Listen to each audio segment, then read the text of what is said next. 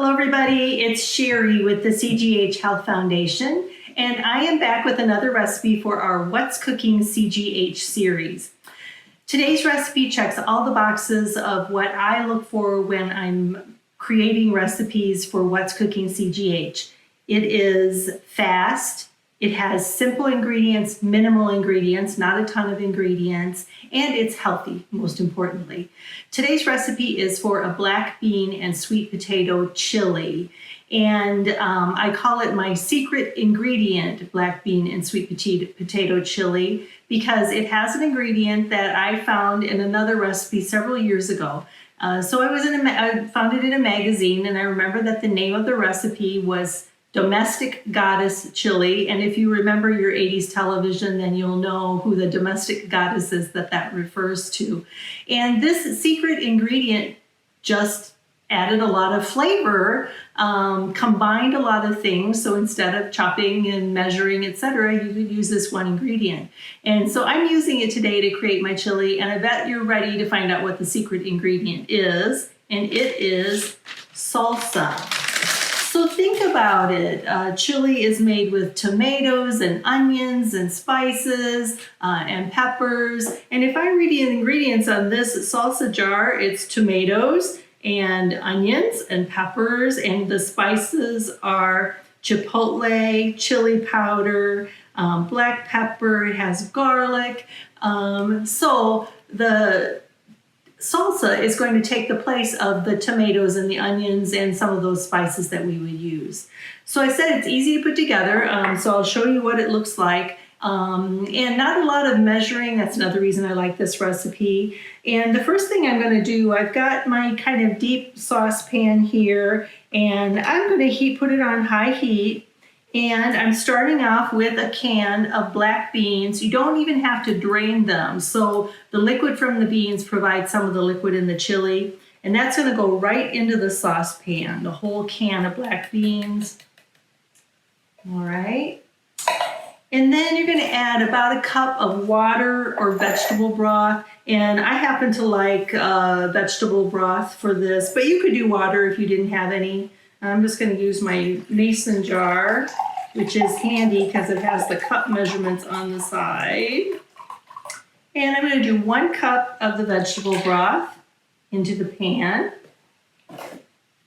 And I have a medium-sized sweet potato, and it was about the size of my fist, just to give you an idea. And I have cut it on the dice. I'm going to put that right in the pan.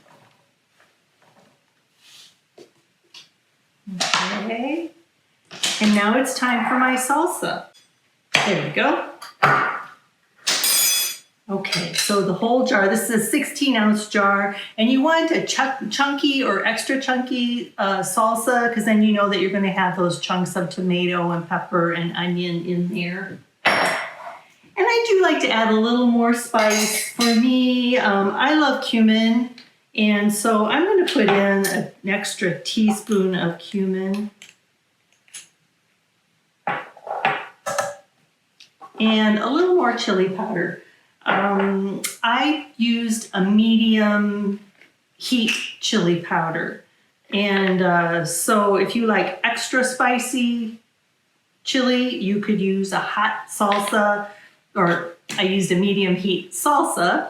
And if you like extra spicy chili, you could use a hot salsa, or milder, you could use a mild salsa. But that's everything. So it was the beans, it was the vegetable broth, it was the sweet potato, the salsa, 16-ounce jar of salsa, and then I put in some extra chili powder and extra cumin. And we're just going to stir that all up in the pan.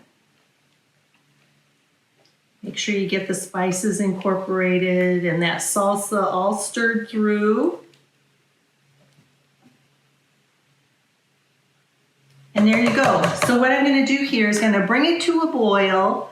And then when it hits the boil, turn it down just a little bit, maybe to kind of medium or medium high, and cover it with the lid and simmer it for another 30 minutes. And that's going to get those sweet potatoes nice and tender. There are a lot of variations with this chili. So if you're somebody who thinks that chili must have meat, you could cook and crumble up a pound of ground beef or ground turkey and add that to your chili. You could use different kinds of beans. If you like kidney beans or pinto beans, you could use those instead of the black beans that I used. Variations for the sweet potato, like I said, if you want to use butternut squash or acorn squash or even pumpkin, and I think you could even use some canned pumpkin in here. That would add some nice thickness and texture. So you could try that. I haven't tried it, but it would be really good. And if you wanted more chunks of onion, or if you like pepper in your chili, bell peppers or whatever kind of peppers, you could saute those a little bit before you added all the other ingredients and do the same thing.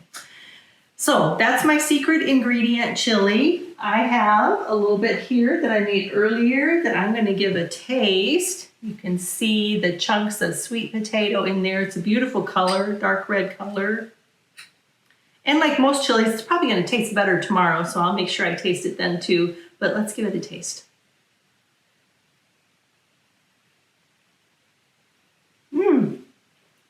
That's really good. So easy, so simple. I will say when you're using canned ingredients like the salsa and the beans and the vegetable broth, I try to use the lowest sodium products that I can find, and I taste plenty of salt. So I didn't add any salt to this.